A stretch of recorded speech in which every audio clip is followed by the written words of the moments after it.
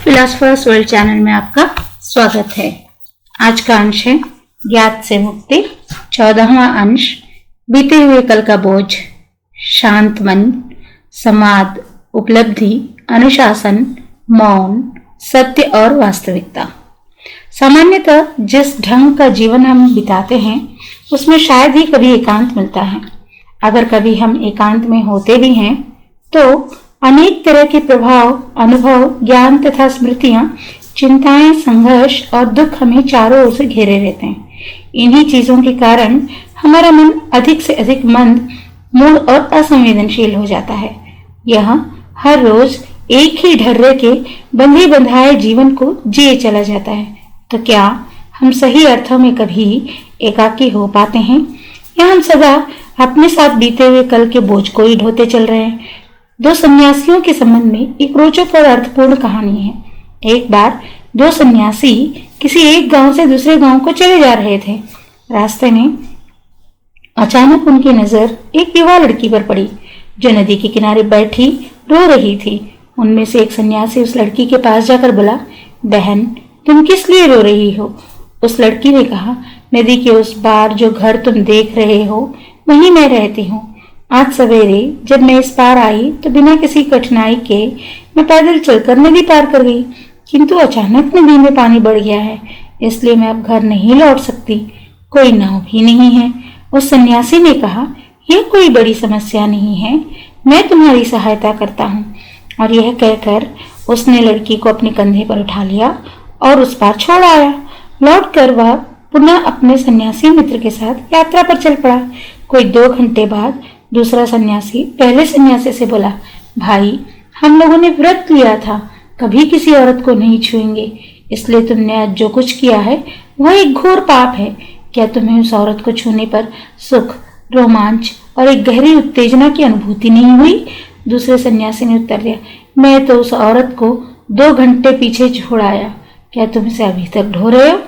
और वही हम सभी कर रहे हैं। जो बीत गया उसके बोझ को हम ढोते चल रहे हैं, उसके प्रति हम कभी नहीं मरते, उसे हम अपने से कभी अलग नहीं करते।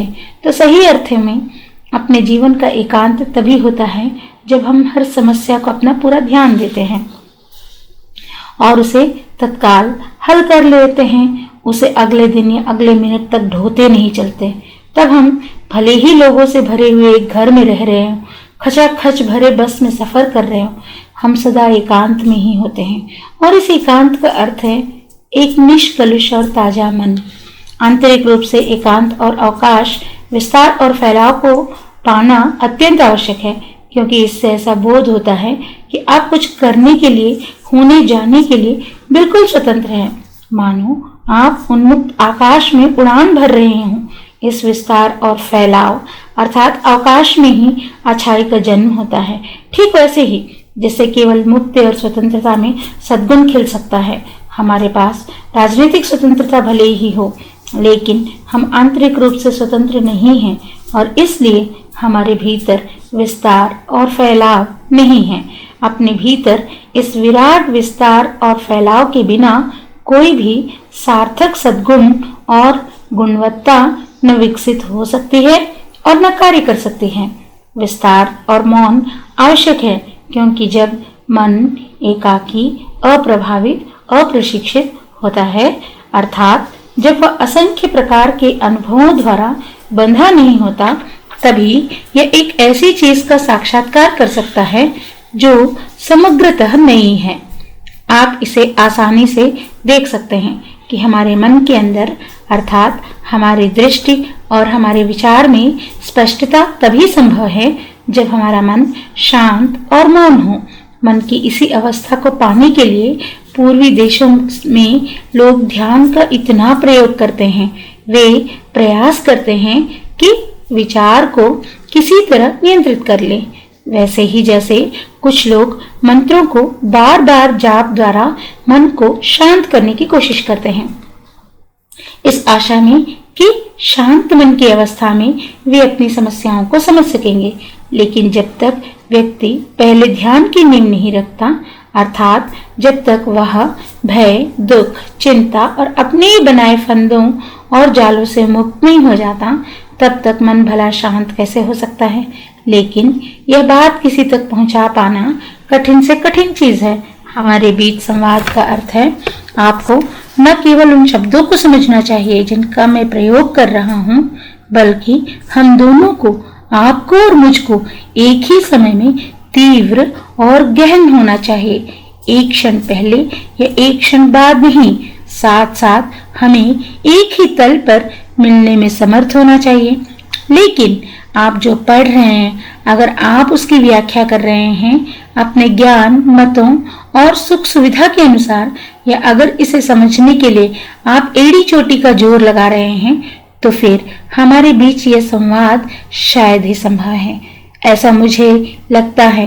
कहीं पहुंचने के लिए, कुछ पाने और अर्जित करने के लिए यह सतत संघर्ष ही हमारे जीवन में बड़ी से बड़ी बाधा और रुकावट है।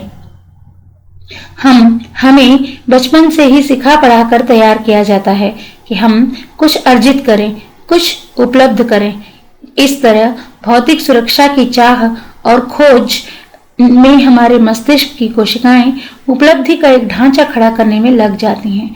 लेकिन मनोवैज्ञानिक सुरक्षा उपलब्धि की वस्तु है ही नहीं। हम अपने सभी आपसी संबंधों में, रवैयों में और क्रियाकलाप में सुरक्षा की खोज करते हैं। लेकिन जैसा कि हम पहले ही देख चुके हैं, सुरक्षा जैसी कोई चीज होती ही नहीं। अगर हम ये अच्छी तरह समझ लें कि आपसी संबंधों में किसी भी तरह की सुरक्षा की खोज व्यर्थ है, तथा यह भी कि मनोवैज्ञानिक रूप से कुछ भी स्थायी नहीं है, तो यह समझ और बोध जीवन के प्रति हमारे दृष्टिकोण और पहुंच को पूरी तरह बदल देती है।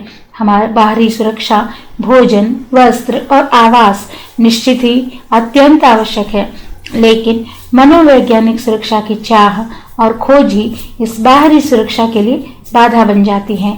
चेतना की सीमाओं के पार जाने के लिए मौन, निर्विचार अवस्था एवं अवकाश, विस्तार और फैलाव आवश्यक है।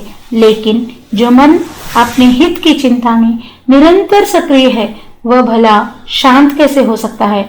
आप मन को अनुशासित और नियंत्रित कर सकते हैं, एक निश्चित सांचे में ढाल सकते हैं, लेकिन मन को इस तरह यातना देकर और सताकर आप शांत नहीं कर सकते। इससे तो मन केवल मंद और मूढ़ होता है। अगर मन को शांत करने का आपने एक संकल्प या आदर्श बना रखा है, तो इसका कोई मूल्य नहीं है, क्योंकि आप मन पर जितना ही जोर जबरदस्ती करोगे, उतना ही वह संकीर्ण और जड़वत होता जाएगा। मन पर किसी भी तरह का नियंत्रण या दमन केवल संघर्ष पैदा करता है। इसलिए नियंत्रण और बाहरी अनुशासन सही मार्ग नहीं है, लेकिन जो जीवन गहरे और वास्तविक अर्थों में अनुशासित नहीं है, उसका भी कोई मूल्य नहीं है। हमारा परिवार, हमारा दुख और कष्ट, हमारा अनुभव, सैद्धांतिक या व्यवहारिक ढांचों में हमारी आस्था, समाज की मांगे, ये सभी चीजें हमारे जीवन को बाहरी रूप से अनुशासित करने के लिए दबाव डालती हैं। अनुशासन का यह रूप सबसे घातक है। अनुशासन का सहज रूप वह है जिसमें नियंत्रण, दमन और किसी तरह का भय बिल्कुल ही ना हो। लेकिन यह अनुशासन किस तरह घटित हो सकता है? और ऐसा भी नहीं है कि अनुशासन पहले और मुक्ति बाद में। वस्तुतः मुक्ति प्रारंभ में ही है, अंत में नहीं। इस मुक्ति को समझना, मुक्ति यानी अनुशासनबद्धता से मुक्ति ही अनुशासन है। सीखने की क्रिया ही अनुशासन है, और इस सीखने की क्रिया में हर चीज साफ और स्पष्ट हो जाती है। नियंत्रण, दमन, भोग और आसक्ति के पूरे स्वरूप और पूरे ढांचे को समझने के लिए होश और ध्यान आवश्यक है। इसका अध्ययन करने के लिए आपको अपने ऊपर अनुशासन नहीं थोपना पड़ेगा, बल्कि अध्ययन करने की क्रिया स्वतः उस सहज अनुशासन को जन्म देती है जिसमें दमन मौजूद नहीं होता। सत्ता को नकारने के लिए हम यहाँ मनोवैज्ञानिक सत्ता की बात कर रहे हैं, कानून या सरकार की नहीं। धार्मिक संस्थाओं, परंपराओं और अनुभव की सत्ता को नकारने के लिए आपको ये देखना पड़ेगा कि आप इनके आदेशों और नियमों को क्यों मानते हैं। आप इसका ठीक ठीक अध्ययन करें। इसका अध्ययन करने के लिए आपको निजी मतों से निंदा, समर्थन और स्वीकृति से मुक्त होना चाहिए। आप सत्ता को स्वीकार भी कर लें और इसका अध्ययन भी करना चाहें, यह नामुमकिन है। अपने भीतर की सत्ता के पूरे मनोवैज्ञानिक ढांचे का अध्ययन करने के लिए मुक्ति सबसे पहले आवश्यक है।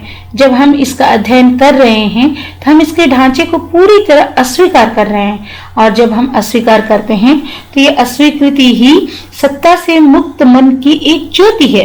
वह हर चीज जो अब तक सार्थक मानी जाती रही है, जैसे बाहरी अनुशासन, गुरु शिष्य परंपरा, आदर्श, इन सब का निषेध करने का अर्थ है इनका अध्ययन करना, क्योंकि तब यह अध्ययन करने की क्रिया ही न केवल अनुशासन है बल्कि इनका निषेध भी है। आपका नकार तब एक विधायक कृत्य है। मन को शांत करने के लिए जो चीजें अब तक महत्वपूर्ण और मूल्यवान समझी जाती रही हैं, हम उन सभी का एक साथ निषेध कर रहे हैं। इस तरह हम देखते हैं नियंत्रण द्वारा मन का शांत और चुप होना संभव नहीं है। ना ही जब मन किसी वस्तु पर एकाग्र होता है तो वह वस्तुतः शांत होता है, क्योंकि तब वह वस्तु मन को अपने में उलझाए रखती है। यह इसी तरह है जैसे अगर आप किसी बच्चे को एक मजेदार खिलौना दे दीजिए तो वह इसमें उलझकर बिल्कुल शांत हो जाता है। अगर आप वह खिलौना वहां से हटा लीजिए तो वह पुनः अपनी शरारत पर उतर आता है।